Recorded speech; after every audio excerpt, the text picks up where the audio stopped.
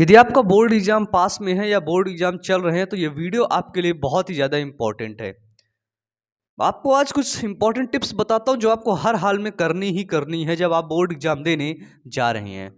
याद रखिएगा, जब आपका बोर्ड एग्जाम चले, मैंने आपको बताया था वीडियोस में कि उससे पहले आपके जो पेन है ना, पेन उसको तैयार रखिए।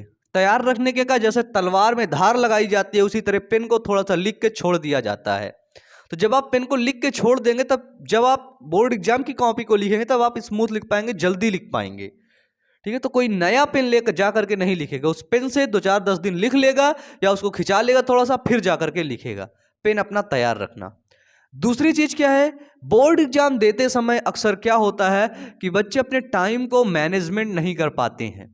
एग्जाम के समय, मैं घर की बात नहीं कर रहा हूं कि घर में कैसे टाइम नहीं मैनेज कर पाते हैं। मैं आपको क्लास की बात कर रहा हूं, एग्जाम हॉल की बात कर रहा हूं। एग्जाम हॉल में टाइम मैनेजमेंट नहीं कर पाते हैं। अगर पेपर 3 घंटे 15 मिनट का हुआ ना तो याद रखना वो 3 घंटे 15 मिनट तुम्हारे जिंदगी के बहुत कीमती दिन है, बहुत कीमती दिन है। उस समय तुम्हारे दिमाग में कोई फालतू के थॉट्स नहीं आने चाहिए, और अगर वो आ भी गए ना तो उनको किसी भी तरह करके उन पर ज्यादा ध्यान मत दो, उनको बाहर करो। पूरा फोकस, पूरा कंसंट्रेट अपने क्वेश्चन पेपर पर करो। कुछ लोगों को आता होगा, वो पेपर करने लगेंगे। याद रखना, पेपर को करते समय अपनी स्पीड को मेंटेन रखना। स्पीड मत धीरे होने देना कि तुम्हें नहीं आ रहा है, तुम 10 मिनट बैठ के क्वेश्चन के बारे में सोच गए। गलत बात, बिल्कुल गलत बात। स्पीड धीरे नहीं होनी चाहिए। लिखते जाओ, लिखते जाओ, लिखते जाओ। जैसा भी आपको समझ में आ रहा है वैसा लिखते जाओ, और अपनी लिखावट को सुंदर रखना। क्योंकि याद रखना, एग्जाम में जितना अच्छा आप लिखेंगे, सही चीजें लिखेंगे, उतने बेहतर नंबर पाने के चांसेस आपके बढ़ जाते हैं, उतने बेहतर नंबर पाने के चांसेस आपके होते हैं। इसलिए लिखावट पर जरूर ध्यान देना।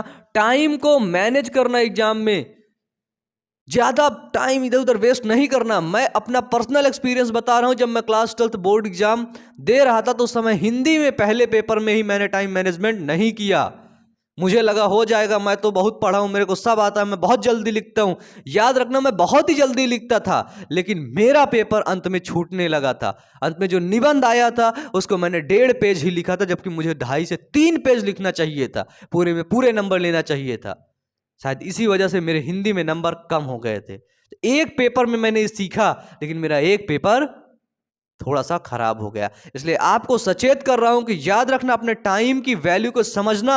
अभी 3 घंटे क्या कर रहे हो, कैसे बिता रहे हो, कोई फर्क नहीं पड़ता, लेकिन एग्जाम हॉल में 3 घंटे 15 मिनट बहुत इंपॉर्टेंट है। ये आपके कीमती समय है और इन्हीं समय को अच्छे तरीके से ध्यान में रखते हुए देना है। अब बोलेंगे भैया जिसको कुछ नहीं आता है वो क्या करे, तो जिनको कुछ नहीं आता है वो कुछ करने का प्रयास करें, अभी से कुछ पढ़ने का। अब अगर कल पेपर है, परसों पेपर है, 10 दिन बाद पेपर है, तो आज से पढ़ना शुरू करो। एक सब्जेक्ट को उठाओ, उस सब्जेक्ट को पढ़ो, उसके इंपॉर्टेंट क्वेश्चन देखो, तब जाकर के कुछ होगा। बिना पढ़े कुछ होने वाला नहीं है, मेरी बात याद रखना। यदि तुम्हें ऐसा लगे कि बिना पढ़े मेरा कुछ हो जाएगा, बिना पढ़े मैं कुछ कर सकता हूं, तो ये तुम्हारी बहुत बड़ी भूल है, तुम्हारी बहुत बड़ी गलती है। क्योंकि बिना पढ़े इस दुनिया में कुछ हासिल होने वाला नहीं है। Wish you all the best. Thank you.